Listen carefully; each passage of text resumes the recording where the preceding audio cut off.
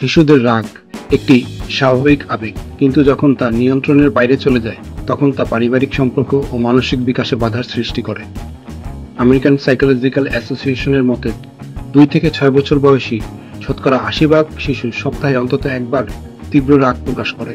এই রাগের পেছনে শারীরিক, মানসিক ও পরিবেশগত কারণ জড়িত। বিজ্ঞানের আলোকে এই লেখায় আমরা জানার চেষ্টা করব শিশুর রাগের উৎস, নিয়ন্ত্রণের কৌশল এবং বাবা মায়ের ভূমিকা। শিশুদের রাগ বয়সভেদে পরিবর্তন। রাগের প্রকার শিশুর বয়সভেদে পরিবর্তিত হয়। হার্ভার্ড ইউনিভার্সিটির শিশু বিশেষজ্ঞ ডাক্তার ন্যান্সি আইজেনবার্গের গবেষণা অনুযায়ী 2 থেকে 4 বছর বয়সের শিশুরা ভাষার সীমাবদ্ধতার কারণে রাগ দেখায়। একে বলা হয় টেম্পার ট্যান্ট্রাম। 4 থেকে 7 বছর বয়সী শিশু কিছু ভাষা আয়ত্ত করলেও আবেগ নিয়ন্ত্রণের ক্ষমতা পরিপূর্ণ হয়ে ওঠে না, তাই ছোট ছোট বিষয়েও তারা রাগ দেখাতে পারে। এই সময় তারা ন্যায় অন্যায় বুঝতে শেখে, কিন্তু বাস্তবতা মেনে নেওয়া শেখে না। কিশোর বয়সে হরমোনের পরিবর্তন জটিল করে তোলে। বয়স বাড়ার সাথে সাথে যদি সঠিক দিক নির্দেশনা পায় তবে শিশু নিজের আবেগ নিয়ন্ত্রণ করতে পারে। রাগ কিভাবে জন্ম নেয়? বৈজ্ঞানিক কারণ। স্নায়ুবিজ্ঞান বলছে রাগ মূলত আমাদের মস্তিষ্কের অ্যামিগডালা নামক অংশের একটি প্রতিক্রিয়া, যা হুমকি অনুভব করলেই সক্রিয় হয়ে ওঠে। শিশুদের ক্ষেত্রে প্রিফ্রন্টাল কর্টেক্স, যা সিদ্ধান্ত গ্রহণ ও আবেগ নিয়ন্ত্রণের কাজ করে, তা পরিপূর্ণ বিকাশ লাভ করে না, তাই তারা রাগ নিয়ন্ত্রণে খুবই দুর্বল থাকে। এছাড়া ঘুমের অভাব, অতিরিক্ত চিনি বা প্রক্রিয়াজাত খাবার, অতিরিক্ত মোবাইল ব্যবহার এবং পরিবারের মধ্যে উচ্চমাত্রার মানসিক চাপ শিশুদের রাগ বৃদ্ধির অন্যতম কারণ হিসেবে চিহ্নিত হয়েছে।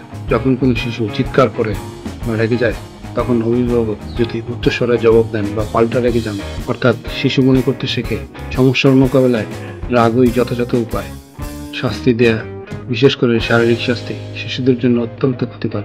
মারধর বা কড়াভাবে শাস্তি দেওয়ার ফলে শিশুর মস্তিষ্কে ভয় ও ক্ষোভের একটি সংযোগ তৈরি হয়। আমেরিকান সাইকোলজিক্যাল অ্যাসোসিয়েশন এক গবেষণায় দেখিয়েছে এই ধরনের শাস্তি ভবিষ্যতে শিশুর মধ্যে আরও বেশি আক্রমণাত্মক আচরণ তৈরি করতে পারে এবং সহিংসতা স্বাভাবিক বলে মনে হতে পারে। রাগের সময় শিশুর আচরণকে উপেক্ষা করাও একটি সাধারণ কিন্তু ভুল কৌশল। অনেক সময় অভিভাবক মনে করেন এটা সাময়িক সমস্যা, এখন না দেখলেই ঠিক হয়ে যাবে, কিন্তু বাস্তবে এতে শিশুর মনে হয় তার আবেগ গুরুত্বহীন। ফলে আত্মবিশ্বাস কমে যায় এবং ভবিষ্যতে সে নিজের অনুভূতি প্রকাশ করতেও সংকোচ বোধ করে। শিশু রাগ করলে প্রথমে নিজেই শান্ত হন। নিউরোসায়েন্টিস্ট ড্যানিয়েল সিগেলের মতে বাবা মায়ের শান্ত মস্তিষ্ক শিশুর অ্যামিগডালাকে শান্ত করতে সহায়তা করে।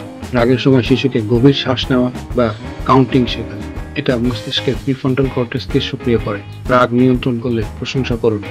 স্ট্যানফোর্ডের গবেষণা বলছে ইতিবাচক সাড়া শিশুর আচরণের শতকরা 40% উন্নতি আনে। American academy of child and adolescent psychiatry এর গাইডলাইন অনুযায়ী কগনিটিভ বিহেভিয়ারাল থেরাপি শিশুর রাগ নিয়ন্ত্রণে কার্যকর ভূমিকা পালন করে। এছাড়া শিশু মনোরোগ বিশেষজ্ঞদের পরামর্শে প্রয়োজনীয় প্যারেন্টিং ওয়ার্কশপ বা সামাজিক দক্ষতা প্রশিক্ষণ নেওয়া যেতে পারে।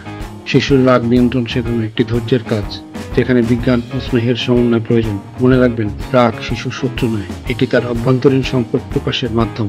বাবা মায়ের সঠিক প্রতিক্রিয়া ও বৈজ্ঞানিক পদ্ধতি অনুসরণ করলে শিশু শিখবে কিভাবে আবেগকে শক্তিতে রূপান্তরিত করা যায়।